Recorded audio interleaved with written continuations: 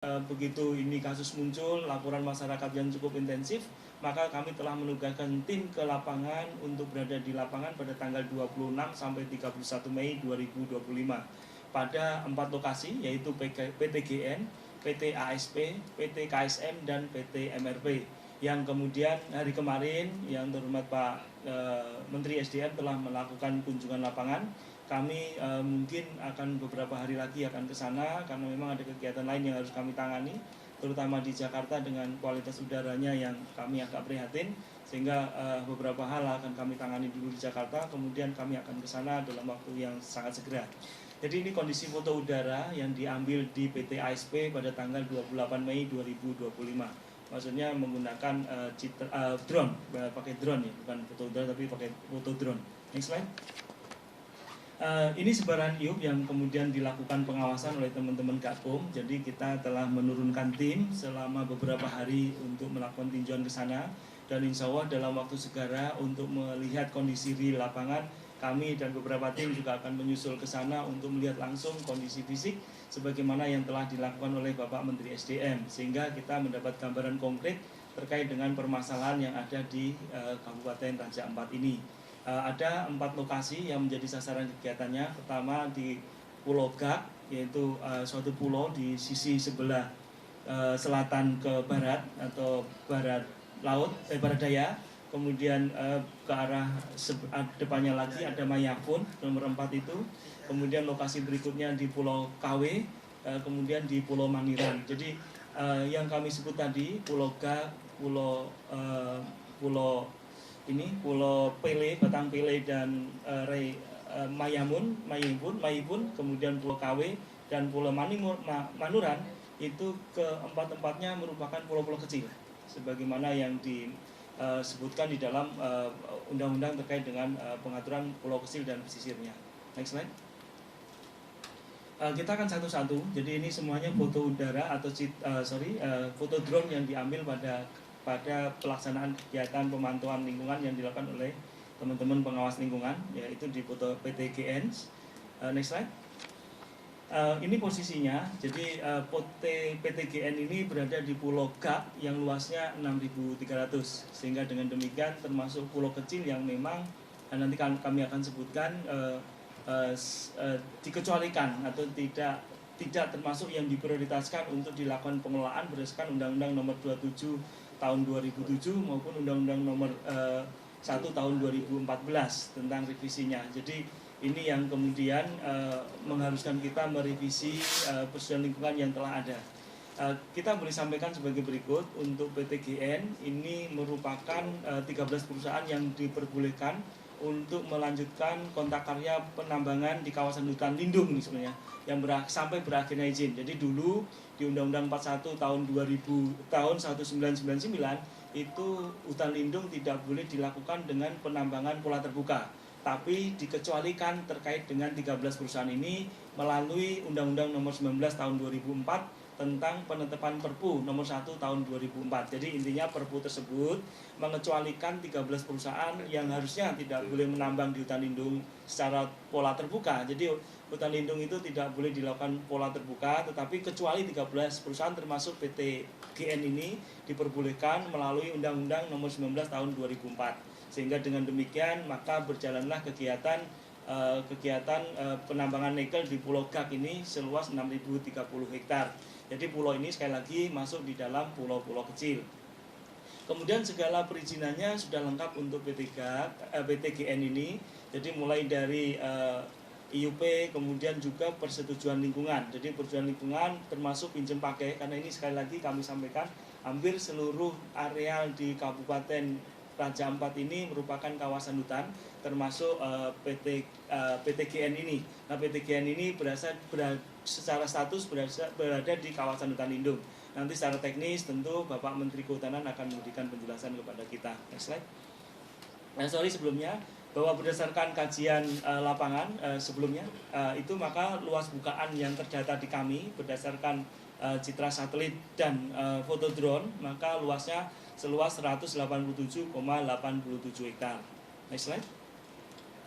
Ini posisi yang dilakukan pemantauan oleh teman-teman di lapangan. Jadi mulai memang kelihatannya pelaksanaan kegiatan tambang nikel di PT GAC ini oleh PT GN ini relatif memenuhi kaidah-kaidah tata lingkungan. Artinya bahwa tingkat pencemaran yang nampak oleh mata itu hampir tidak terlalu serius. Artinya kalaupun ada gejala ketidaktaatannya lebih ke minor saja. Tetapi ini dari pandangan mata, tentu masih perlu dilakukan kajian-kajian mendalam karena tentu sedimentasi itu sudah menutupi ini permukaan koral. Ada beberapa langkah yang harus kita lakukan. Jadi sudah kami sampaikan bahwa secara umum semua pulau ini dikelilingi oleh koral sebagai suatu habitat yang memang harus kita jaga benar keberadaannya, sangat pentingnya buat kehidupan kita semua, terutama yang bermuara nanti kepada di laut. Jadi ini yang kemudian kita nanti perlu dalami lagi. Tetapi secara teknis semua kaidah lingkungan yang dipersyaratkan di dalam pertambangan nikel di Pulau GAC oleh PT GN ini berdasarkan penilaian lapangan yang dilakukan sesuai dengan persetujuan lingkungan yang telah diberikan, maka semua kaidahnya telah dilalui. Next slide. Namun demikian memang ada beberapa hal yang harus kita pertimbangkan. Pertama, bahwa kegiatan pertambangan PT GN berada di pulau kecil sebagaimana dimaksudkan di dalam Undang-Undang Nomor 27 Tahun 2007 sebagaimana diubah melalui Undang-Undang Nomor 1 Tahun 2004. Kemudian yang kedua yang juga menjadi perhatian kita serius adalah terkait dengan kerentanan ekosistem Raja Ampat. Tadi kita sebutkan bahwa persetujuan lingkungan mestinya kita tinjau kembali atau kita mungkin pertimbangkan memberikannya bila mana pertama teknologi penanganannya tidak kita kuasai atau kemudian kemampuan kita untuk merehabilitasi tidak mampu. Itu sebenarnya dua kegiatan ini mungkin menjadi pertimbangan kita untuk mereview keberadaan persetujuan lingkungan kalau memang ada. Kalau belum tentu itu menjadi kendala utama untuk kita berikan persetujuan lingkungan. Jadi dua hal tadi. Kemudian terkait dengan kondisi PT GN, tadi yang pertama tadi sudah kami sebut luasnya di 6.030 hektar sehingga masuk di dalam kategori pulau-pulau kecil. Kemudian masuk di dalam kerentanan ekosistem Raja Ampat ini. Raja Ampat ini serius memang agak perlu mendapat perhatian kita semua. Kemudian atas dampak yang ditimbulkannya tentu kita akan minta untuk dipulihkan. Jadi beberapa hal yang menjadi yang harus kita perhatikan. Pertama, Undang-Undang Nomor 1 Tahun 2014 tentang perubahan Undang-Undang Nomor 7 Tahun 2007 tentang pengelolaan wilayah pesisir dan pulau-pulau kecil. Ini kenapa semua perundang-undangan yang memang menjadi rujukan persetujuan lingkungan hidup akan dibahas di Kementerian Lingkungan Hidup secara expert ya, secara lintas kementerian dan secara lintas disiplin, sehingga termasuk tidak terkecuali undang-undang ini. Meskipun undang-undang ini tentu pemangkunya ada kepada Menteri KKP. Nanti kepada Menteri KKP kami sudah diskusi juga untuk bicara lebih menyampaikan hasil lapangan, nantinya kita bahas bersama.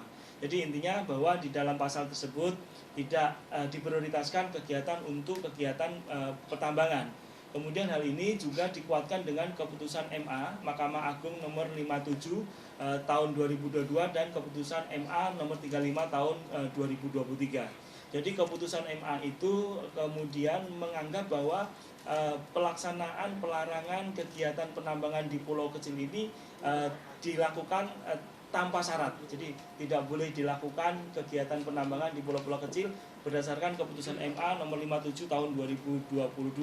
Ini keputusan ini terjadi di kasus di Konawe, di Kepulauan Konawe. Jadi Pulau Wahoni kalau nggak salah ada suatu perusahaan yang kemudian dilakukan digugat oleh masyarakat dan Mahkamah Agung memenangkan masyarakat tersebut.